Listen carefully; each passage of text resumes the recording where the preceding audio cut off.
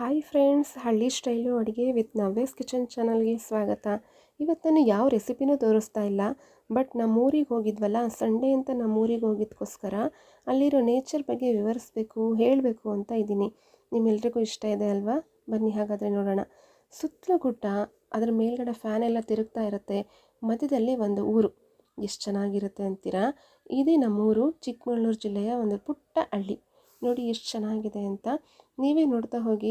ಸುತ್ತಲೂ ಗುಡ್ಡ, ಮೋಡ ಕವಿದ ವಾತಾವರಣ, ಜೊತೆಗಿಲ್ಲ ಸಣ್ಣ ಸಣ್ಣ ಮಕ್ಕಳು ಆಡ್ತಾ ಇರ್ತಾರೆ, ದನ ಕರುಗಳು, ಅಲ್ಲಿರುವಂತಹ ಹಸಿರು, ಅಡಿಕೆ ಮರ ಆಗಲಿ, ತೆಂಗಿನ ಮರ ಆಗಲಿ, ಅಲ್ಲಿರೋ ಯಾವುದೇ ಮರಗಳು ಎಲ್ಲ ಹಸಿರು ಹಸಿರು ಹಸಿರು. ಈ ಮಳೆ ಬಂದಿರೋದಕ್ಕೋ ಎಲ್ಲ ಕಡೆನೂ ಹಸಿರಾಗಿರುತ್ತೆ ಅಲ್ವಾ? ಈಗ ನೋಡಿ, ನಾನು ಮೊನ್ನೆ ನಿಮಗೆ ಹೇಳಿದ್ದೆ ಹಾಲು ಪಾಯಸ ಮಾಡುವಾಗ ಅರಿಶಿಣದೆಲೆ ಹಾಕ್ತೀವಿ ಅಂತ ಅಲ್ವಾ? ಇದು ನೋಡಿ ಅರಿಶಿಣದೆಲೆ. ಈ ಅರಿಶಿಣದೆಲೆ ಈ ರೀತಿಯಾಗಿ ಎಷ್ಟು ಹಸಿರಾಗಿದೆ ನೋಡಿ. ಇದನ್ನು ನೀವು ಒಣಸ್ಕೊಂಡು ಕೂಡ ಇಟ್ಕೋಬೋದು. ನಾನಿಲ್ಲಿ ಉರಿ ತಗೊಂಡು ಬರಲಿಕ್ಕೆ ಅಂತಲೇ ಅರಿಶಿಣೆಲೆನ ಕಿತ್ಕೊಂಡು ಈ ರೀತಿ ಇಟ್ಕೊಂಡಿದ್ದೀನಿ. ಓಕೆನಾ? ಇಲ್ಲಿ ನೋಡಿ, ಇದು ಬಂದು ಬಾಯಿ ಬಸಳೆ ಸೊಪ್ಪು ಅಂತ ಹೇಳ್ತಾರೆ. ಎಲ್ಲ ಸಾಂಬಾರ್ಗೂ, ಸೊಪ್ಪು ಸಾರು ಮಾಡಿದಾಗ, ಎಲ್ಲ ಥರ ಉಳ್ಶೆಪ್ ಮಾಡಿದಾಗ ಎಲ್ಲದಕ್ಕೂ ಇದನ್ನು ಹಾಕೋಬೋದು. ಇದು ಬಂದು ಡೇರೆ ಹೂವು. ಇದು ನಮ್ಮ ಹಿತ್ತಲಲ್ಲೇ ಎಲ್ಲ ಹೂಗಳನ್ನೂ ಬೆಳೀತಾರೆ. ನೋಡಿ ಎಷ್ಟು ಚೆನ್ನಾಗಿದೆ ಅಂತ. ಶಾವಂತಿಗೆ ಹೂವು ಇರ್ಬೋದು, ಡೇರೆ ಹೂವು ಇರ್ಬೋದು, ನಿಮಗೆ ಯಾವುದೇ ರೀತಿ ಹೂವು ಇರಲಿ ಅದನ್ನೆಲ್ಲ ಅವ್ರವ್ರಿಗೆ ಇಷ್ಟ ಬಂದಿದ್ದು ಹೂಗಳನ್ನೆಲ್ಲ ಅವ್ರು ಬೆಳೀತಾ ಇರ್ತಾರೆ. ಇದು ನೋಡಿ ಹಾಗಲಕಾಯಿ. ಇದು ಹಾಗಲಕಾಯಿ ಬಳ್ಳಿ ಈ ರೀತಿಯಾಗಿ ಹಬ್ಸಿದ್ದಾರೆ. ಅದ್ರ ಕೆಳಗಡೆ ಹಾಗಲಕಾಯಿಗಳು ಎಷ್ಟು ಚೆನ್ನಾಗಿ ಜೋತು ಬಿದ್ದಿದೆ ಅಲ್ಲ. ನಿಜವಾಗ್ಲೂ ಅವ್ರಿಗೆ ಯಾವ ತರಕಾರಿ ಬೇಕೋ ಆ ತರಕಾರಿಗಳನ್ನ ಬೆಳ್ಕೊಂಡು ತಿಂತಾರಲ್ಲ, ಅದರ ಖುಷಿನೇ ಬೇರೆ. ಇದು ಸಪೋಟ ಹಣ್ಣಿನ ಮರ. ಕೈಗೆ ಇಟುಕ್ತಾ ಇತ್ತು, ಎಷ್ಟು ಚೆನ್ನಾಗಿದೆ ನೋಡಿ. ಹಣ್ಣುಗಳೆಲ್ಲ ಹಾಗೆ ಸಿಗ್ತಾ ಇತ್ತು. ಈ ಸಪೋಟೊ ಹಣ್ಣು ಸೂಪರ್ ಕಂಡ್ರಿ, ಟೇಸ್ಟ್ ಮಾತ್ರ. ಇದು ಬಂದು ಒಂದೆಲ್ಗ ಅಥವಾ ಬ್ರಾಹ್ಮಿ ಎಲೆ ಅಂತ ಕರೀತಾರೆ. ಮಕ್ಕಳಿಗೆ ಜ್ಞಾಪಕ ಶಕ್ತಿ ಹೆಚ್ಚಲಿಕ್ಕೆ ಇದನ್ನು ಕೊಡ್ಬೋದು. ಎಲ್ಲರಿಗೂ ಕೂಡ ಇದು ಒಳ್ಳೆಯದು. ಇದನ್ನು ಎಲ್ಲ ಚಪಾತಿಗೆ ಹಾಕ್ಕೊಳ್ಳಿ, ಇಲ್ಲ ಪಲ್ಯಗಳಿಗೆ ಹಾಕ್ಕೊಂಡು ಇದನ್ನು ಮಕ್ಕಳಿಗೂ ಕೊಡ್ಬೋದು, ದೊಡ್ಡವ್ರಿಗೂ ಕೂಡ ಕೊಡ್ಬೋದು. ತುಂಬ ಒಳ್ಳೆಯದು. ಇಲ್ಲಿ ಬಂದು ವೀಳ್ಯದೆಲೆನೂ ಕೂಡ ಹಾಕಿದ್ದಾರೆ. ವೀಳ್ಯದೆಲೆ ಎಷ್ಟು ಚೆನ್ನಾಗಿ ಬಂದಿದೆ. ಇನ್ನೊಂದು ಬರ್ತಾ ಇದೆ, ಇನ್ನೊಂದು ಕಡೆ ಬಂದಿದೆ, ಅದನ್ನು ಆಮೇಲೆ ತೋರಿಸ್ತೀನಿ. ಇದು ನೋಡಿ ಯಾವ ರೀತಿ ಬಂದಿದೆ ಅಂತ. ನಿಮಗಿಲ್ಲಿ ಮೆಹಂದಿ ಸೊಪ್ಪಿದು, ಮೆಹಂದಿ ಎಲೆ. ಇಲ್ಲಿ ನೋಡಿ ಎಷ್ಟು ಚೆನ್ನಾಗಿ ಬರ್ತಾ ಇದೆ. ಇನ್ನು ಪಾಟ್ ಒಳಗಡೆ ಇಟ್ಟಿದ್ದಾರೆ. ನೆಕ್ಸ್ಟು ಸ್ವಲ್ಪ ದೊಡ್ಡದಾದ್ಮೇಲೆ ಅದನ್ನು ಮಣ್ಣಲ್ಲಿ ಹಾಕಿದ್ರೆ ತುಂಬ ಚೆನ್ನಾಗಿ ಬರುತ್ತೆ, ದೊಡ್ಡ ಗಿಡ ಆಗುತ್ತೆ ಅದು. ಮನೆ ಅವರೆಕಾಯಿ ಬಳ್ಳಿ. ಮನೆ ಅವರೆಕಾಯಿ ಬಳ್ಳಿಗೆ ಈ ಥರ ಹಗ್ಗ ಕಟ್ಟಿ ಮೇಲ್ಗಡೆ ಹಾಕ್ಸಿದ್ದಾರೆ. ಮತ್ತು ಇದು ಬಂದು ಹೀರೆಕಾಯ್ದು ದೊಡ್ಡ ಎಲೆ ಇದೆ ನೋಡಿ, ಅದು ಹೀರೆಕಾಯಿ ಬಳ್ಳಿ. ಇಲ್ಲಿ ನಿಮಗೆ ಯಾವ್ಯಾವುದು ಮನೆ ಅವರೆಕಾಯಿ ಇರ್ಬೋದು, ಹೀರೆಕಾಯಿ ಇರ್ಬೋದು, ನಮ್ಮ ಹಿತ್ತಲಲ್ಲೇ ಬೆಳ್ಕೊಂಡು ತಿಂದರೆ ಎಷ್ಟು ಚೆನ್ನಾಗಿರುತ್ತೆ ಅಲ್ವಾ? ಇಲ್ಲಿ ಎಷ್ಟು ಚೆನ್ನಾಗಿ ಚಪ್ರ ಎಲ್ಲ ಕಟ್ಬಿಟ್ಟು ಆ ಬಳ್ಳಿನ ಮೇಲ್ಗಡೆಗೆ ಹಬ್ಸಿದ್ದಾರೆ. ಇಲ್ಲಿ ಯಾವುದೇ ಇರಲಿ ನೋಡಿ, ಕನಕಾಂಬರ ಕೂಡ ಹಾಕಿದ್ದಾರೆ ಹಿತ್ತಲಲ್ಲಿ. ತುಂಬ ಚೆನ್ನಾಗಿತ್ತು ಕಣ್ರಿ, ನಿಜವಾಗ್ಲೂ ಒಂದು ಕ್ಷಣ ಸ್ವರ್ಗಕ್ಕೆ ಹೋಗಿ ಬಂದಂಗಾಯಿತು ಅಲ್ಲಿನ ನೇಚರ್ ನೋಡಿ. ನೋಡಿ ಈ ಗುಲಾಬಿ ಗಿಡಗಳು ಕೂಡ ಅಷ್ಟೇ ಚೆನ್ನಾಗಿದೆ. ಪ್ಯಾರ್ಲಕಾಯಿ ಇರ್ಬೋದು, ಇಂಥ ಹಣ್ಣು ಇಲ್ಲ ಅನ್ನಂಗೆ ಇಲ್ಲ, ಎಲ್ಲ ಥರ ಹಣ್ಣುಗಳು ಕೂಡ ಆ ಊರಲ್ಲಿ ಸಿಗ್ತಾ ಹೋಗುತ್ತೆ. ಮತ್ತು ಇದು ಬಂದು ಗಸಗಸೆ ಮರ ಆಗುತ್ತೆ, ಪ್ಯಾರ್ಲಕಾಯ್ದು ಕೂಡ ಮರ ಆಗುತ್ತೆ. ನೆಕ್ಸ್ಟ್ ನೋಡಿ, ಇಲ್ಲಿ ಪಪ್ಪಾಯಿ ಗೊಂಚಲು ಬಿಟ್ಟಿತ್ತು, ಬಟ್ ಎಲ್ಲ ಕಾಯಿತ್ತು, ಹಣ್ಣುಗಳು ಯಾವೂ ಇರಲಿಲ್ಲ. ಹಣ್ಣುಗಳೆಲ್ಲ ಆಲ್ರೆಡಿ ಕಿತ್ತಿದ್ರು. ಮನೆ ಹತ್ರನೇ ಸ್ವಲ್ಪ ಜಾಗ ಇದೆ, ಆ ಜಾಗದಲ್ಲಿ ಮೆಕ್ಕೆಜೋಳನ ಬೆಳೆದಿದ್ದಾರೆ. ಆ ಮೆಕ್ಕೆಜೋಳ ಬೆಳೆದಿರೋದಕ್ಕೋ ಈ ಹಸಿರಾಗಿರೋದಕ್ಕೋ ಸಖತ್ತಾಗಿ ಕಾಣ್ತಾ ಇತ್ತು ಮಾತ್ರ. ಅಲ್ಲಿ ಪಕ್ಕದಲ್ಲೇ ಮಕ್ಕಳು ಕೂಡ ಆಟ ಆಡ್ತಾಯಿದ್ರು.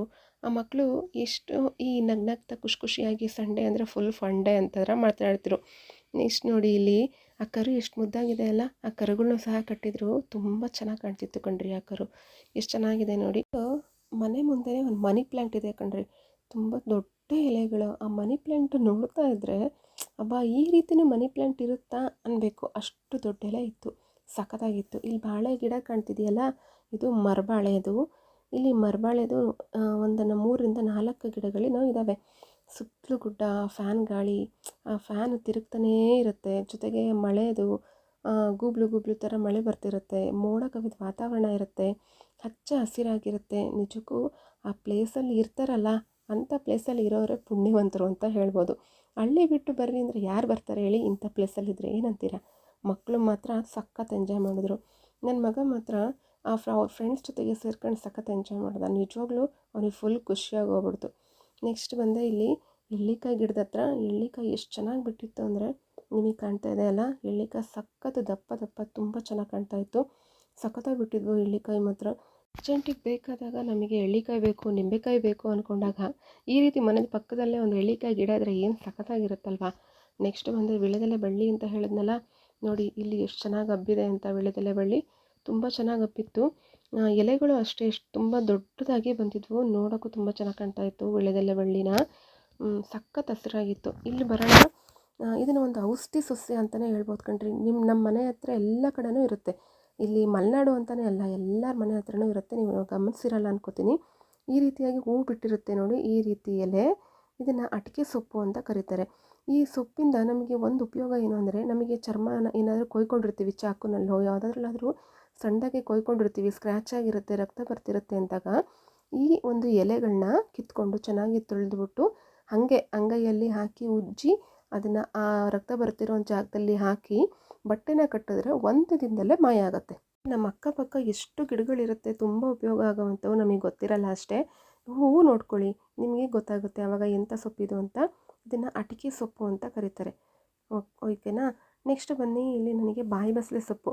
ಬಾಯಿ ಹುಣ್ಣಾಗಿರುತ್ತೆ ಅಲ್ವಾ, ನಮಗೆ ಸ್ವಲ್ಪ ಹುಣ್ಣಾಗಿದೆ, ಏನು ತಿನ್ನೋಕ್ಕಾಗ್ತಾಯಿಲ್ಲ, ಖಾರ ತಿನ್ನೋಕ್ಕಾಗ್ತಾಯಿಲ್ಲ ಅಂದಾಗ ಉಪ್ಪನ್ನು ಹಾಕೊಂಡು ಬಾಯಲ್ಲಿ ಹಾಕಿದ್ರೆ ಸಾಕು, ಸ್ವಲ್ಪ ಹುಣ್ಣು ಕಡಿಮೆ ಆಗುತ್ತೆ. ನೆಕ್ಸ್ಟ್ ಬಂದು ಹೂವಿನ ಗಿಡಗಳು ಮಾತ್ರ ತುಂಬ ಚೆನ್ನಾಗಿದ್ವು. ಈ ಹೂವಿನ ಗಿಡ ಒಂದೊಂದು ಕಲರ್ ಕಣ್ರಿ. ಇಲ್ಲಿ ನೋಡಿ, ಇಲ್ಲಿ ಕಣಗಲೆ ಹೂವು ಅಂತ ಹೇಳ್ತಾರಲ್ಲ, ಈ ಪಿಂಕ್ ಕಲರ್ ಗಿಡ ತುಂಬ ಬಿಟ್ಟಿತ್ತು, ಸಖತ್ತಾಗಿ ಕಾಣ್ತಾ ಇತ್ತು. ಪಕ್ಕದಲ್ಲೇ ಪುದೀನ ಸೊಪ್ಪು ಕೂಡ ಇದೆ, ಸಖತ್ತಾಗಿದೆ.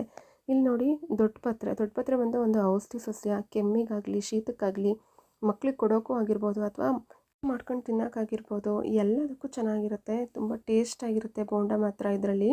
ನೀವು ಕೂಡ ಒಂದ್ಸತಿ ಮಾಡ್ಕೊಂಡು ತಿನ್ನಿ, ನಾನು ಹೇಗೆ ಅಂತ ತೋರಿಸ್ತೀನಿ. ಇದೆಲ್ಲ ನಿಮಗೆ ಇಷ್ಟ ಆಗಿದ್ದರೆ, ಈ ವಿಡಿಯೋ ನಿಮಗೆ ಇಷ್ಟ ಆಗಿದ್ದರೆ ದಯವಿಟ್ಟು ಲೈಕ್ ಮಾಡಿ, ಹೇಗೆ ಅನ್ನಿಸ್ತು ಅಂತ ಕಾಮೆಂಟ್ ಮಾಡಿ. ಮತ್ತು ಯಾರ್ಯಾರು ಸಬ್ಸ್ಕ್ರೈಬ್ ಆಗಿಲ್ಲ, ಸಬ್ಸ್ಕ್ರೈಬ್ ಆಗೋದನ್ನು ಮರಿಬೇಡಿ. Thank you.